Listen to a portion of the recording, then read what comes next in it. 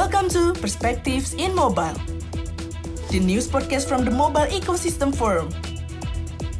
Join us discussing the world of telecommunications, technology, and mobile innovations. From Florence, Riccardo Amati. Welcome to a new episode of MEV podcast series Perspectives, in which experts and industry leaders talk about what they think, see, and expect in the world of technology, telecommunications, and innovative mobile services.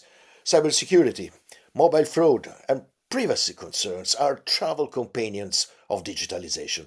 The cybercrime industry is expanding exponentially. Detect and identify cyber threats, respond and recover faster from ransomware is paramount. We'll talk about that with Hugues Foulon, Executive Director and CEO of Orange Cyber Defense. Hugues is responsible for the group's activities in cybersecurity. He's been a professional in the telecom sector for over 20 years. He's in charge of Orange Cyber Defense Unit, which certainly is a leader in cybersecurity in Europe. Hi, Hugues. Thank you for joining us. Hello, Riccardo. Happy to be with you. First of all, as a player and a stakeholder, let's say, in this domain, what's your vision of the digital revolution? Because that's the base of everything, isn't it? Yes, I think we are at the beginning of the end of naivety about our digital world. Of course, digitalization brings a lot of input, capabilities, and help us in our daily life. But we have a huge amount of risk, which are not well assessed, not well known. And I take one example. We did a survey quite recently in France, and 90%, 90, of the CEO of the SMB, the French SMB, think that they are well protected against cyber attacks, which is not the case by far. So they are still naive, but we are struggling to increase the awareness of such a risk. Is it an Orange research or some kind of a research company? Yes, it is the Orange Cyber Defense research did with Harris Interactive. So quite an official one, quite serious, and we were very surprised by such figures. It is surprising. It's very interesting. In the US, the Federal Trade Commission says America lost over $10 billion to scammers in 2023. That's about 15% increase in reported losses compared to the previous year, and that's just in the US. At what pace is the cost of cyber attacks? So when you think just a minute about these figures, it means that the cost or the price of such cyber attacks on a worldwide basis is representing almost the third worldwide economy after US and China, before Germany and Japan. So this is huge. So we cannot imagine the amount of money that is stolen or due to attacks. And this is increasing year after year. The cyber market is increasing around 10% a year in the US and in the western part of Europe. So it means that people need to protect themselves and need to invest because this is an investment to protect themselves. And not only big giant players, but also national players, mid-sized players, small players, because attackers are not anymore trying to attack big players, but also small ones.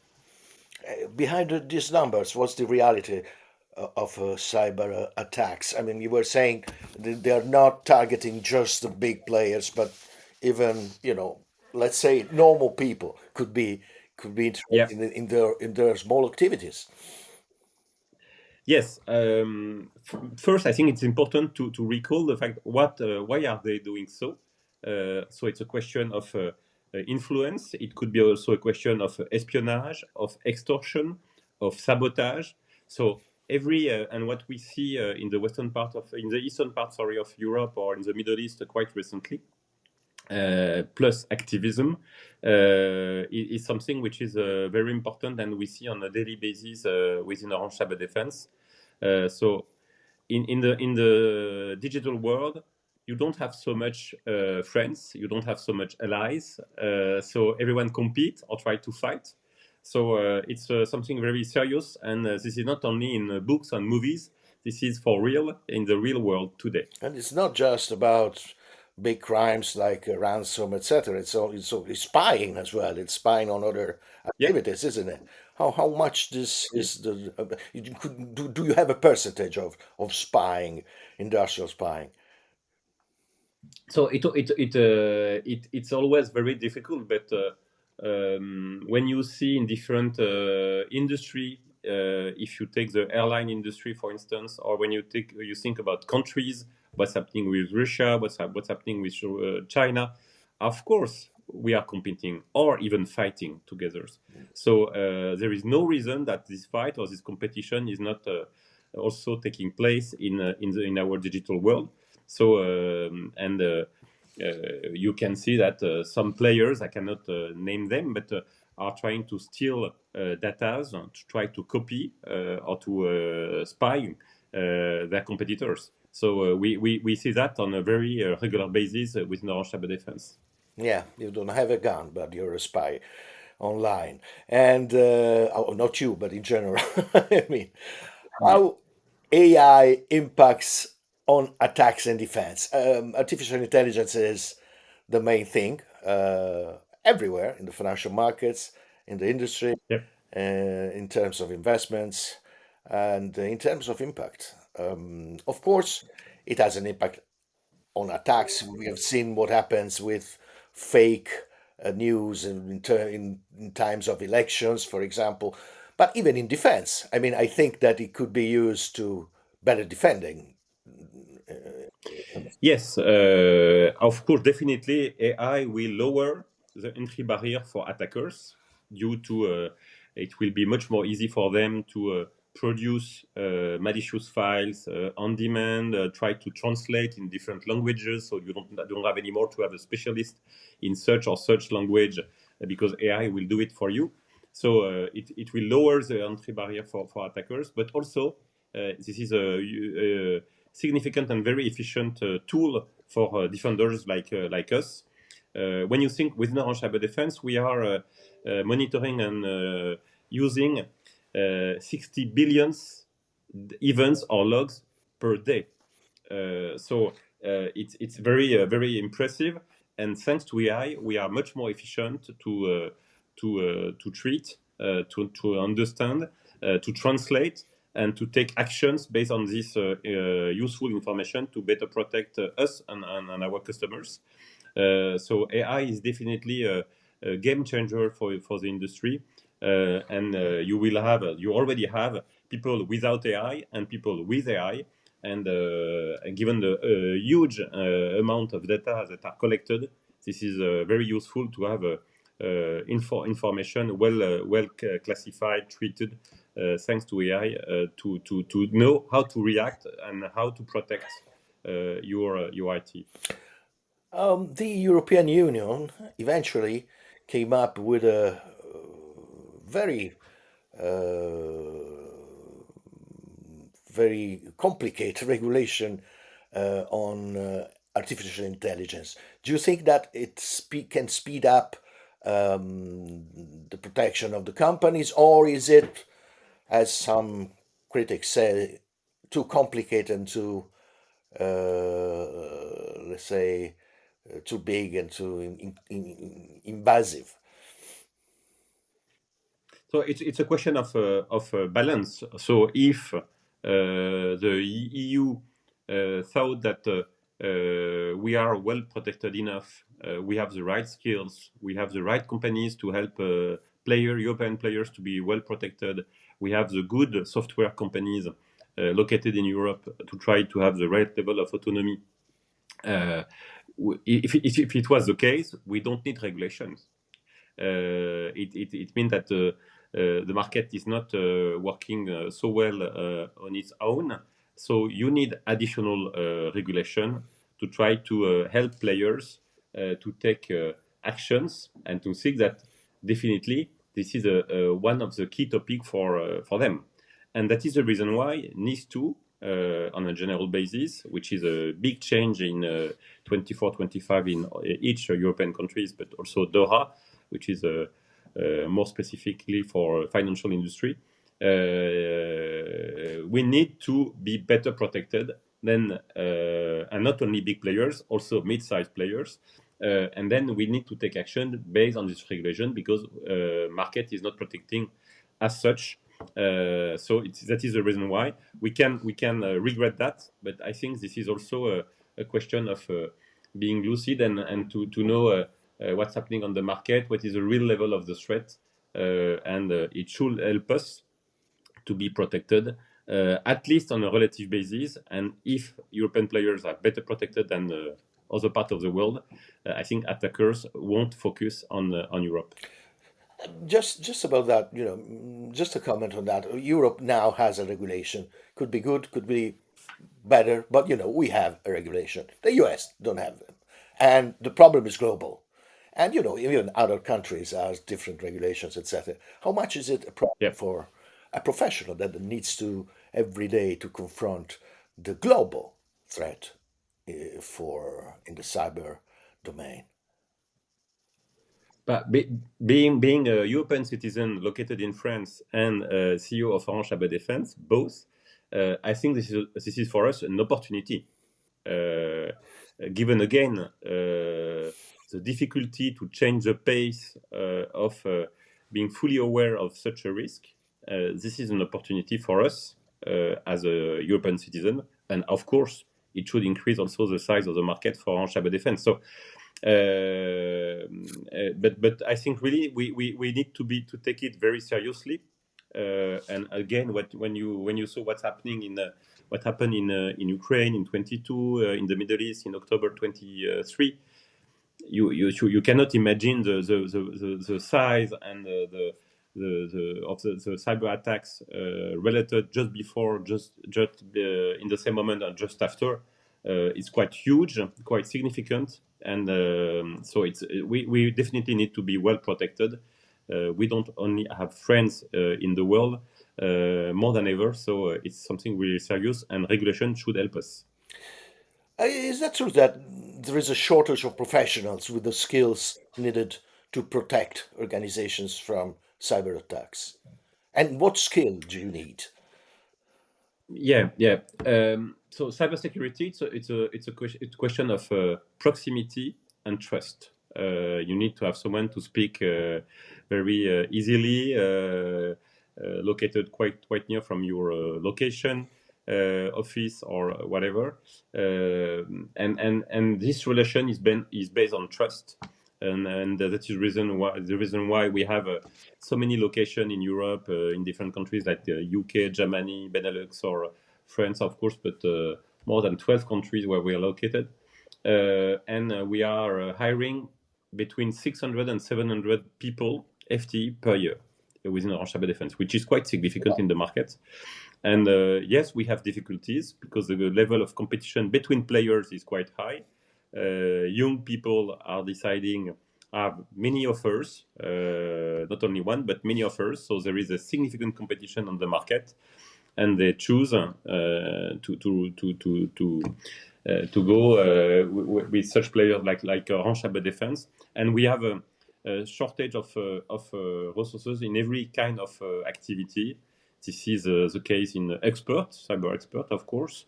This is also the case in sales. This is the case of people who try to protect. This is also the case in people to try to detect if there is an attack. And also on the team that are in charge of remediation and respond to an incident. So very often the Friday evening or during the weekend, when you have an attack, you need someone to help the customers or the people who is attacked to try to know what's happening and how to try to minimize the cost and the effect of such an attack. So we are really hiring and trying, and that is the reason why we have developed many academies, Orange Cyber School, Orange Cyber Defense Academy, to try to train our key people internally. And do you think, what you need really? I mean, it's more, let's say, if of course, probably it's a mix of all these skills. But do you think former police officers could be of use, or you need a nerd who knows everything about, technology, or a mix of the two? What's the idea that you have of a skilled cybersecurity operator? So this is really a mix. This is really a mix. We need to have specific experts, geeks on IT, on cyber, but not only. We need also people to understand what is the strategy. So we have people coming from different part of different industry within Orange Cyber Defense. We have ex people from the French or the different European armies or different European policies. So it depends, but we are really a mix, and this is not so much only with people on IT and cyber specialists, on geeks or nerd. The picture we have in mind is not always the kind of people we are hiring within our cyber defense. This is much more broader than that. And am I correct in saying that you need a bit of a hunch, as well in dealing with cyber defense, in the sense, like something that a good security officer could have? Apart from experience, that is another story. That depends on how long you've been working with the with the cyber security. But am I correct in saying that you need hunch? You need to understand, to have Yeah, antennas. yeah, Yeah, right. yeah. You're right. That's very interesting. Orange Cyber Defense belongs to Orange. How does it help the development of the company? How is the interaction between the cybersecurity unit and the group? So first, let me recall the fact that we are in the telco world the first European in the cyber industry. So we have two US players and one Japanese players Yeah. in before us, but we are number 4 on the worldwide basis. And first, Orange Cyber Defense is the first European players in cybersecurity in the telco world. So this is something which is a great achievement within the last 5 years. So we are able to have a lot of information from our networks, from our telco networks, within the fixed, mobile, IT, data centers, submarine cables. So you cannot imagine the amounts of data that are going through such networks. So it gives us significant information that are quite useful to understand how the threat is evolving. Second, we have also an amount of skills and capabilities on innovation, and come back on the AI part, but that which Orange Group is helping us to build tools and the right way to monitor, to try to detect and protect our customers. And the last point, which is important, being part of Orange, is of course the go-to-market. You have within Orange Group 260,000 customers worldwide, which is quite an impressive amount of customers, and we are trying to provide them cybersecurity services. Yeah, it's very clear what the interaction between a telco and a cybersecurity company could be. And in a few lines, if you want to wrap it up, what are the main challenges for cybersecurity? And then I have another question, but first this one. I mean, just we talked about many things. If you had to, choose some adjectives or a few lines just to sum it up. Yeah, so quite a dynamic and exciting project. I'm very proud to run this and to be CEO of Orange Cyber Defense since a few years. And this is a growing project. So there is an IT part, which is expertise. You have a geostrategic and geopolitical disorders, that there is a link between this and what's happening on the field on the cybersecurity industry. And maybe the most important thing for me as a CEO is the HR part. How to attract talent, how to train them, how to, and the fact that the average age is 33 within Orange Cyber Defense, quite younger than the Orange Group one. And this is something which is very important for me as a CEO, to be sure that we have the right skills and right capabilities within Orange Cyber Defense to try to protect our customers. You're hiring hundreds every year. You say 600 to 700. How 600, yeah. how many Yeah. people you have in the company? 3,000. 3,000 people. 3,000 people. One thing that always comes up when we talk about cybersecurity companies, the stress on uh, resilience or defense. I never understood exactly what the difference. I mean, I can understand verbally what the difference is. I know what the words mean, but I can't see in cyber defense. It's what does it mean really, from the operative point of view. But in maybe shortly. So for me, cyber defense. We know and we are trying to protect our customers enough and to lower the number of vulnerabilities they have to try to avoid an attack or a successful attack. So it's quite difficult to avoid an attack, but a successful one. And this is our job. And this is our job. And resilience is more so you will be attacked. It will be tough. But what do you need to do to try to minimize the effect of such an attack Uh, and try to shorten the time to recover and to decrease the cost of remediation. So and we are doing both, but the question is not anymore if you will be attacked, but when. So resilience is important because with so many attacks, for a company, it could be a good strategy to anyway take in account that there'll be attacks and they'll get in. Yeah. But you need to minimize the losses. This is the point. Yep. And that's very clear. Thank Yep. you. Very last question, Hugh. Um, as a professional, I would like to.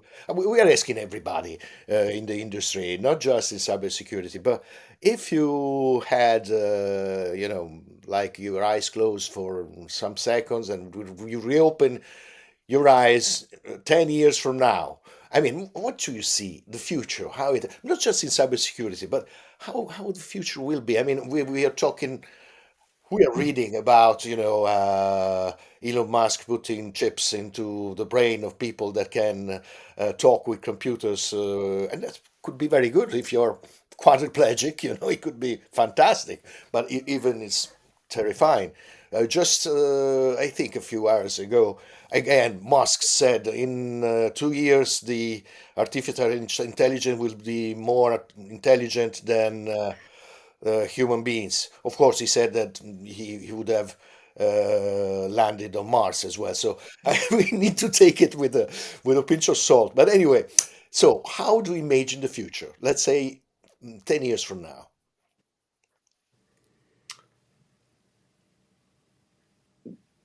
So I think that uh, thinking that on the digital world you don't need to have so much rules and this is only freedom and the benefit of such or such services that drive us is not enough, and this is not really serious. If you take the comparison with a car, so car was